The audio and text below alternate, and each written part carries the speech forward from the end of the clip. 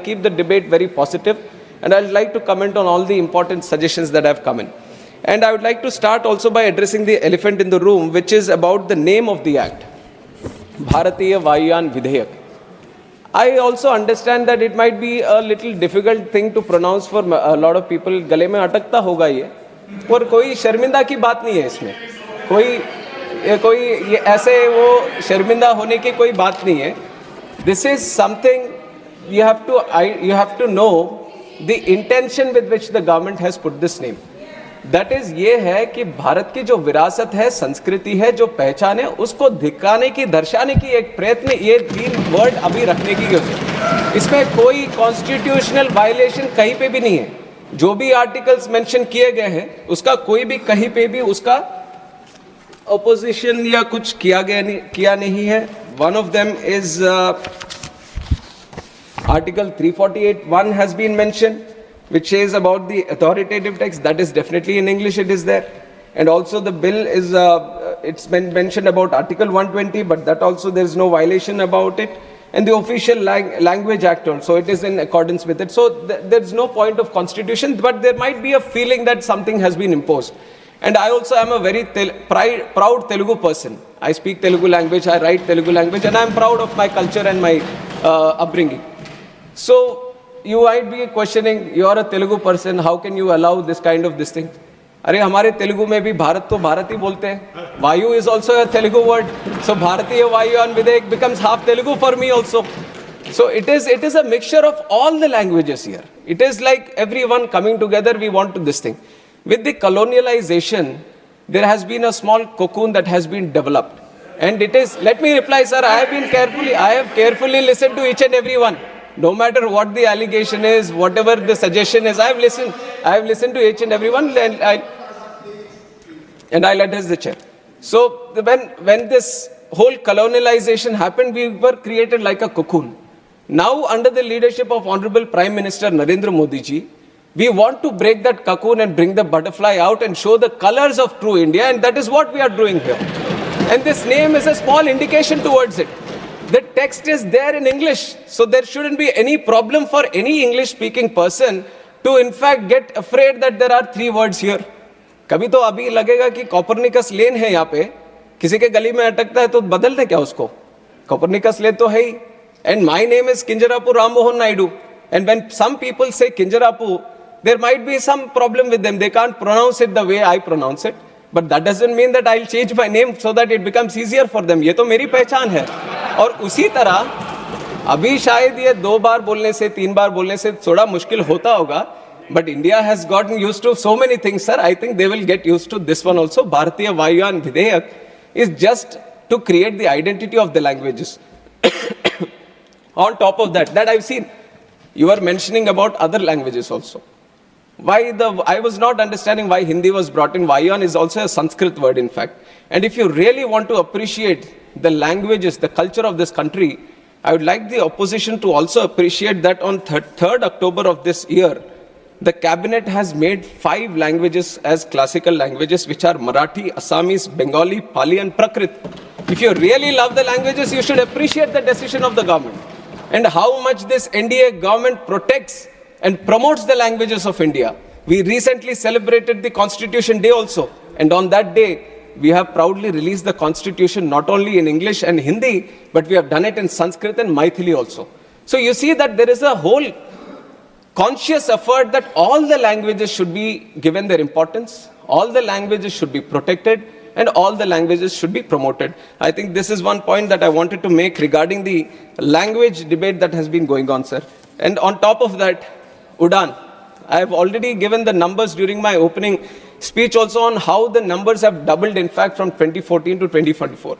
Now we have gone through the numbers. We have seen all the airports coming up. We have seen the lot of passenger traffic being increased. Sometimes when we go through it, when it becomes a normality, we kind of feel that it is just a regular thing that has been happening. But if you have to compare it with the other developing countries or developed countries, then you would see that how doubling a number in 10 years is very, very difficult, sir.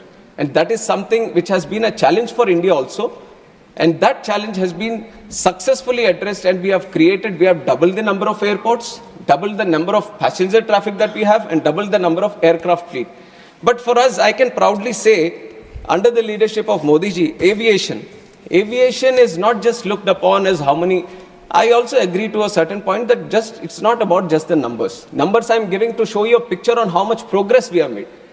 But if you look at the true sense on why we want to promote aviation, why we want to make it one of the best sectors in the country, in the whole world, because when we talk about aviation, we talk about tourism. When we talk about aviation, we talk about economic activity. When we talk about aviation, we talk about real estate growth. We talk about job creation. When we talk about aviation, we talk about industry. When we talk about aviation, we talk about commerce, we talk about trade. And we talk about aviation, we talk about culture. And when we talk about aviation, we talk about agriculture also. And that is why aviation is a very important nodal sector that needs to be given that push. And with this idea, I'll get some water, sir. Please. And it is with this idea that the whole aviation sector has been thoroughly, deeply understood on what the true potential India can have. And we have seen that there are multiple gaps also. Now 90,000 crores capex has been put into the infrastructure to create the infrastructure in airport infrastructure. But creating infrastructure, that itself is one challenge. And when I took the charge as a minister for this aviation, sir, I have promised the people of this country that, ma'am, thank you. Thank you. She has always been so caring, sir. Like a mother, always. Thank you, ma'am. So, when we look deep, it is not about just creating the infrastructure, but it is about connecting them also. Now, you can spend a lot of money, you can create the infrastructure, you can create more airports, but the ultimate challenge, thank you. The ultimate challenge is how do you connect? And that is where, bringing in all the aspects of the government, we created the Udan scheme, which is Uday Desh Ka Aam Nagrik. Through the Udan scheme, the challenge of these airlines, because it is a market-driven industry, where they feel there might be a non-viability in running a route, the government has taken the responsibility a little bit on himself, and it has said that why don't we provide the viability gap funding? It was the first time that it has been done at such a large scale. And through the Udan scheme, now we have started 609 routes in the country in just 8 years span of time. Nowhere in the world you would have seen such a scheme, which has been run by the government itself, so that the non-viable routes, the airlines can come and start the routes and facilitating the routes. And we have operationalized 86 airports under Udan. And out of these 86 airports, 20 were underserved, but 66 airports were totally unserved. What I mean by unserved is that not a single flight was going to these airports. But that was a challenge the government has taken up. Now we have constructed the airports, but we have to start the airline connectivity also.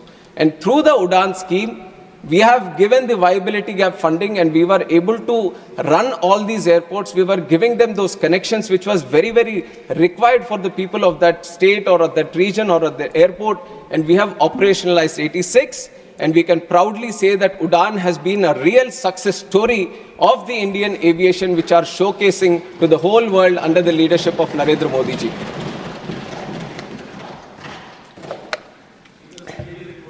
And why I say the whole world, sir?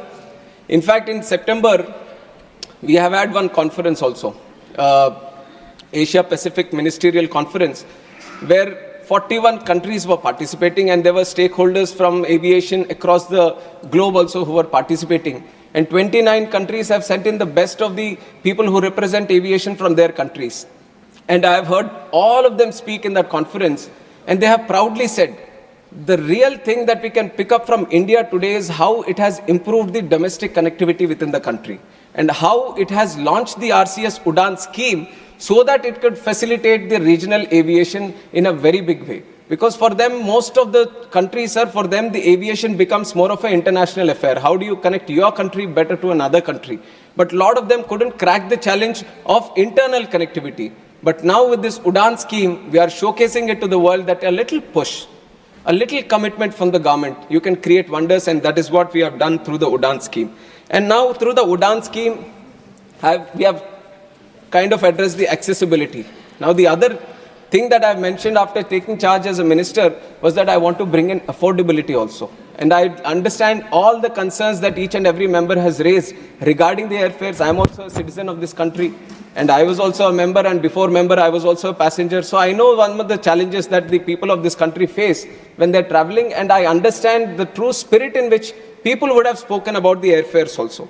But you have to understand that airfares regulation is, this debate has been there for quite some time, sir, and internationally also the process that they follow is they keep the aviation air ticket mechanism as a very deregulated sector, because that is how the whole sector moves forward. That is how there is a win-win situation for everyone. The market plays its game and everyone gets facilitated in the process, and this is an international procedure. Nowhere in the world, any country has been regulating the air prices and seeing a progress in aviation. Everyone has a very deregulated sector only.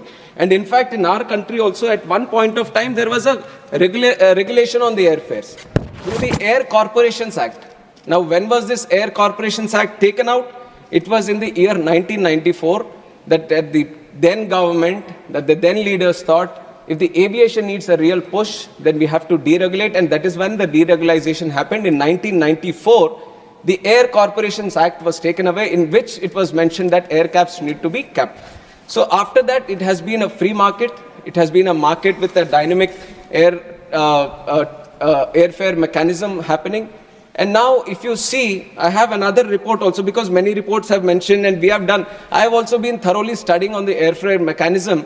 And we within the ministry, I would like to tell the whole house and the people of this country that from the ministry, we also monitor the prices. We have a tariff monitoring unit under our DGCA, which thoroughly looks after each and every fare that is happening in the country. And there is a liability on the airlines also. Before they decide on a price for a certain route or for a certain sector, they have to send it to us in the DGCA. Now, there was a circular before in 2010, when this price mechanism had to be sent to the ministry, and they were given a 1 month time period. That if for the next month, what are you going to charge?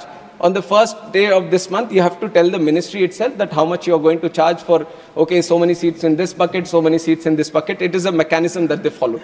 But in that very circular, which was released in 2010, there was also a condition saying that within 24 hours, you can change the prices again. That seemed to be a little bit favoring to the airlines, or favoring to dynamically change at a much faster pace. Now, we in this government, we are committed to bring the affordability factor. Now we wanted to see how best we can do. So we are removing that clause. We are just keeping it for 1 month. So whatever fare is there, within 1 month, they have to address it to us. And we feel this kind of mechanism is going to address a little bit about the irregularities that we see in the airfares. Now, airfares, many of the members have spoken. And also one other thing I have to mention is that when the airfares, the biggest chunk of the airfare goes to the fuel price. And for the fuel price, I don't know how many people know or not, but these are the fuel prices, the taxes on that. The VAT on the fuel price is being decided by the states itself. And we from the ministry proactively trying to address this air price issue.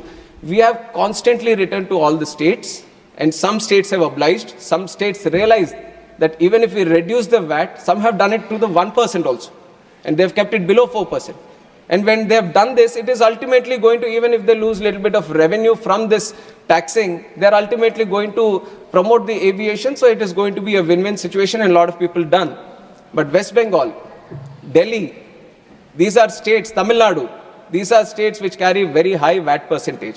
So people from these states who would have raised about this air prices issue, I would once again make a very proactive approach to all of you that you speak to the state governments there. And if you can get the VAT reduced in that, that is going to reduce the price, because 45% of the price of the ticket is because of the fuel prices. So if you cut down on the VAT there, then definitely it is going to bring down the prices furthermore. So that is one request that I would want to make to all the MPs who represent the states, and they could speak to the state governments. And like I've said, the tariff monitoring unit is there. One key observation that we have found about this 24 hours, we want to change, we want to move into that direction. And we are comparing all the air prices of last year, previous year, because we also want to find a trend. Now, air prices, because it is a market-oriented system, whenever you see a festival, or whenever you see some kind of huge event happening in a certain region, or whenever there seems to be a huge inflow and outflow of passengers because of some activity that is happening there, then definitely the market seems to push it, the demand increases, and suddenly because of the demand, the prices also try to creep up. So we have tried to observe, because in Lok Sabha, when I was presenting this bill, this issue has been flagged over there also. And in fact, our Honorable Speaker of the House, he has also mentioned and suggested that we should speak with the airlines and do it. And we have done that also in the month of August. We have sat down with the airlines. We have sensitized them about this problem, that this is not a government problem or anything, this is a people's problem. It has been raised in the House, and our Honorable Speaker has also mentioned about it. So according to that, we have met the airlines, we have sensitized them, and then after the season, the Diwali season has been done, we have observed that in the previous Diwali, 2023, 2 days prior to the Diwali season and now 2 days prior to this, the major sectors between the metros and the major connectivity points where huge traffic flows, the prices have reduced from 2% to the tune of 42%. This is something just by proactively reacting to the suggestions that you have given and interacting with the airlines and sensitizing that, we'll be thoroughly monitoring the air prices. And if there is anything, because we all have the rules right now, that if anything happens out of the rules, then we can penalize them also. So we are making the tariff monitoring unit system more and more robust, so that they can't act according to their whims and fancies and they feel like they're in a closed room and they can do whatever they want. We are keeping a watchful eye on them, and we are moving one step at a time, and we want to ensure